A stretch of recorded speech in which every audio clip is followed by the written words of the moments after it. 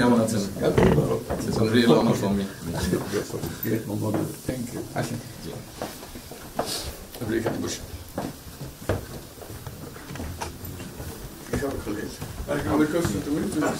সাহেবের সাথে পরিচয় আছে অবশ্যই।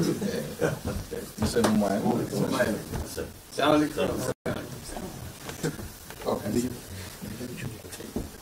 খুব ভালো লাগলো।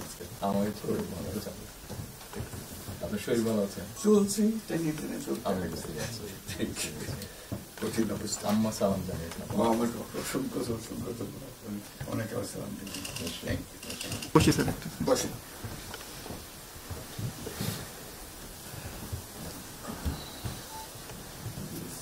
আবহাওয়াটা খুব ভালো। আজকের আবহাওয়াটা খুব ভালো। খুবই ভালো। এই কদিন আমরা আছি। অপূর্ব লন্ডনে এরকম একটা না এরকম পাওয়া দুপুর নাগাদ বোধ আরেকটু গরম হবে, টেম্পারেচার আরেকটু বাড়বে। খুবই এনজয় করলাম। সামনে পার্ক, হাঁটার জন্য সুবিধা। হাঁটতে গিয়েছিলেন? হ্যাঁ, গেলাম। জিনিস খুব ভালো, এখানে হাঁটার অনেক জায়গা, হাঁটার অনেক। চেয়ারম্যান তারিক রহমান এবং ইন্টারিম গভর্নমেন্টের চিফ অ্যাডভাইজার প্রফেসর মোহাম্মদ ইউনুসের মধ্যে একটা সৌহার্দ্যপূর্ণ পরিবেশে মিটিং হয়। মিটিংটার ডিউরেশন ছিল প্রায় 1.5 ঘন্টা। মিটিংয়ের পরে একটা যৌথ বিবৃতি ওনারা দুইজন অ্যাপ্রুভ করেছেন, সেটা এখন রিড আউট করবেন আমাদের national security adviser doctor Khalilur Rahman. বিসমিল্লাহির রহমানির রহিম।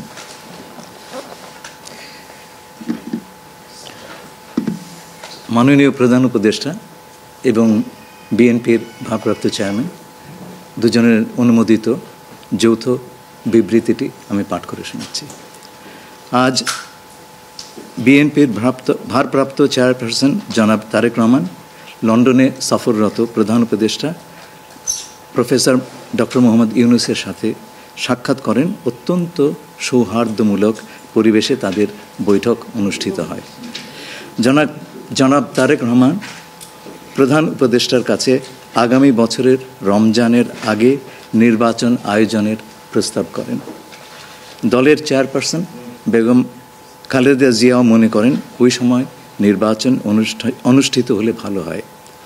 প্রধান উপদেষ্টা বলেন যে তিনি আগামী বছর এপ্রিলের প্রথমার্ধের মধ্যে নির্বাচন অনুষ্ঠানের ঘোষণা দিয়েছেন। সকল প্রস্তুতি সম্পন্ন করা গেলে 2026 সালের রমজান শুরু হওয়ার আগের সপ্তাহেও নির্বাচন আয়োজন করা যেতে পারে। সেক্ষেত্রে সেই সময়ের মধ্যে সংস্কার ও বিচারের বিষয়ে পর্যাপ্ত অগ্রগতি অর্জন করা প্রয়োজন হবে। জনাব তারেক রহমান প্রধান উপদেষ্টার এই অবস্থানকে স্বাগত জানান এবং দলের পক্ষ থেকে তাকে ধন্যবাদ জ্ঞাপন করেন। প্রধান উপদেষ্টাও জনাব তারেক রহমানকে ফলপ্রসূ আলোচনার জন্য ধন্যবাদ জানান। আপনাদের সবাইকে ধন্যবাদ। আমরা 7টা কোশ্চেন নিব। আপনারা কোশ্চেনগুলো করবেন হচ্ছে আমাদের national security adviser doctor Khalilur Rahman এবং বিএনপির স্ট্যান্ডিং কমিটির মেম্বার আমির খসরু মাহমুদ চৌধুরী। প্লিজ। আমার একটা প্রশ্ন, জুলাই সনদ নিয়ে কোনো কথা হয়েছে কি আজকের বৈঠকে? না, জুলাই সনদ নিয়ে তো অলরেডি আলোচনা চলছে দেশে, এবং এই ব্যাপারে আমাদের মধ্যে অলরেডি সিদ্ধান্ত আছে যে ঐক্যমতের ভিত্তিতে জুলাই সনদ হবে, এবং সংস্কারের ব্যাপারেও একই উত্তর আমাকে দিতে হয় যে ঐক্যমতের পরিপ্রেক্ষিতে আমরা সংস্কার এবং জুলাই সনদ দুটাই করব। সকলের ঐক্যমতের পরিপ্রেক্ষিতে সেটা সিদ্ধান্ত নেওয়া হবে, এবং এটা আমি নিশ্চিত এটা খুব কম সময়ের মধ্যে আমরা সেই সিদ্ধান্ত নিতে পারব।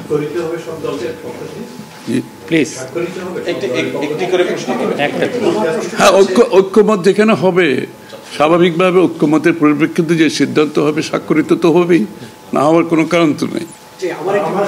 Please please please please please.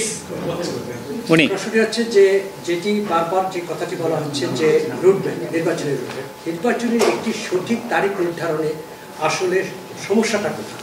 একটি সঠিক তারিখ সুনির্দিষ্ট তারিখ, এর কোনো সমস্যাই নাই। আমরা কোনো সমস্যা দেখছি না।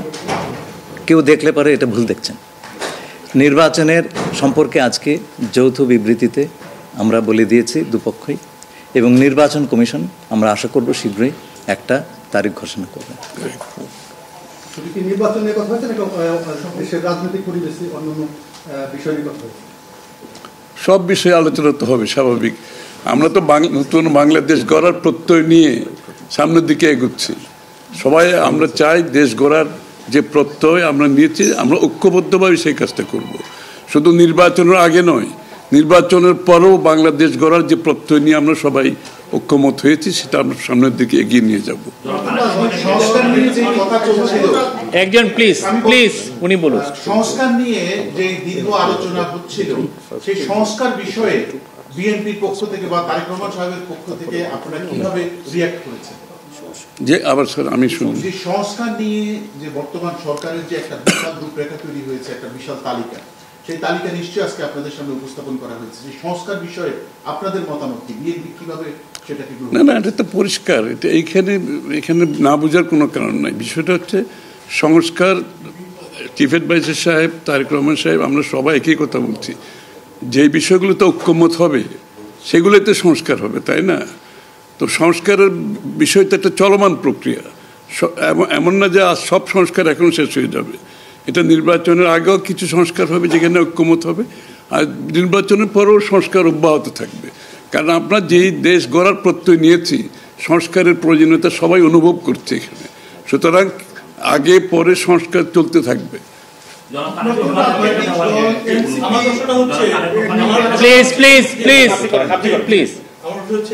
তারেক রহমান দীর্ঘদিন ধরে এখানে অবস্থান করছেন এবং স্বরাষ্ট্র উপদেষ্টাও বলেছেন ওনার দেশে ফিরতে কোনো বাধা নেই। ওনার এই ব্যাপারে কোনো আলোচনা হয়েছে কিনা বা কবে দেশে ফিরতে পারে? এই ব্যাপারে আলোচনার কোনো প্রয়োজনীয়তা আছে বলে আমরা মনে করি না। তারেক রহমান সাহেব যখন ইচ্ছা উনি দেশে ফিরে যেতে পারবেন। সুতরাং এটা সিদ্ধান্ত উনি নেবেন সময় মতো। আমি একটা প্রশ্ন করতে চাই। আমার প্রশ্ন আছে যে শেখ হাসিনার যে এই যে হত্যাযজ্ঞ, সেই হত্যাযজ্ঞের যে বিচার প্রক্রিয়া, সেই বিচার প্রক্রিয়ার সাথেও কিন্তু একটা বিষয় জড়িত। তিনি বলেছেন যে তার সময় অর্থাৎ নির্বাচনের আগেই শেখ হাসিনার যে বিচার প্রক্রিয়া তিনি শেষ করতে চান এবং পরবর্তীতে তাকে ফিরিয়ে আনার ব্যাপারে তিনি সিদ্ধান্ত নেবেন। এই ব্যাপারে আলোচনা হয়েছে কিনা, এবং যদি সেটা হয়ে থাকে তাহলে সেটাও এই নির্বাচনের রূপরেখার সাথে এটা কোনো প্রভাব ফেলবে কিনা? যৌথ বিবৃতিতে এর উত্তর দেওয়া আছে। সংস্কার এবং বিচার দুই বিষয়ে পর্যাপ্ত অগ্রগতি কথা বলা হয়েছে এবং আমরা মোটামুটি কনফিডেন্ট যে এই অগ্রগতি আমরা নির্বাচন আগেই দেখতে পাবো, সম্পন্ন করা যাবে। রাজনৈতিক দল এনসিপি নির্বাচন কমিশন সংস্কার ছাড়া নির্বাচনে যাবে না বলে ঘোষণা করেছে। এই ব্যাপারে এখানে আলোচনার কোনো সুযোগ আছে বলে আমি মনে করি না। এটা স্যার বলেন কি হয়েছে? সকল দলের সম্মতিক্রমে নির্বাচনটা অনুষ্ঠিত হবে, আমরা সেরকমই চাচ্ছি। নির্বাচন কমিশন এই নির্বাচন কমিশনের অধীনে নতুন রাজনৈতিক দল নির্বাচনে যাবে না বলছে, নিয়ে কোনো আলোচনা হচ্ছে? এটা ওনাদেরকে জিজ্ঞেস করেন। এটা যার প্রত্যেকটি দলের নিজস্ব মতামত আছে, তবে আমরা সকলকে নিয়ে নির্বাচনটা করতে চাচ্ছি। আচ্ছা, তাহলে কি আমরা বলতে পারি যে এপ্রিলে যে ঘোষিত যে নির্বাচনের রূপরেখা, তাহলে সেখান থেকে সরকার কিছুটা সরে আসতে চাচ্ছে বা আসবে? যৌথ ঘোষণায় এই বিষয়টি সুস্পষ্টই বলা আছে। আপনারা শুনেছেন, যদি সকল কাজ সময় মতো আমরা করতে পারি এবং বিচার ও সংস্কারের ব্যাপারে পর্যাপ্ত অগ্রগতি হয়, তাহলে নিশ্চয়ই সেটা করা যেতে পারে। এখানে আমি একটু অ্যাড করি যে ইয়ের সাথে, যে মিটিংটা প্রথমে আমাদের দুই সাইডের ডেলিগেশনের সাথে হয়েছে এবং পরবর্তীতে 1-to-1 ওনারা দুজনে দীর্ঘ সময় আলোচনা করেছেন। আপনারা কি সন্তুষ্ট কিনা? নিশ্চয়ই সন্তুষ্ট। শুধু আমরা তো বলছি নির্বাচনের আগে নয়, নির্বাচনের পরেও দেশ গড়ার ক্ষেত্রে আমরা সবাই একসাথে কাজ করতে হবে, নতুন বাংলাদেশ করতে হবে। আর সন্তুষ্ট না হলে তো যৌথ ঘোষণা আসবার কথা নয়। এখন যে বিচার প্রক্রিয়া চলছে বিগত সরকারের বিভিন্ন, আপনি একবার কোশ্চেন করেন প্লিজ। না আরেকটা লাস্ট কোশ্চেন নিব, লাস্ট একটা কোশ্চেন নিব। জি, জাতীয় ঐক্যমত্যের সরকার গঠনের বিষয়ে কোনো আলোচনা হয়েছে কি? না, এটা তো নির্বাচন পরবর্তী সিদ্ধান্ত, যারা নির্বাচিত হবে তাদের সিদ্ধান্ত। সুতরাং এখানে তো আলোচনা হওয়ার কিছু নাই। Thank you.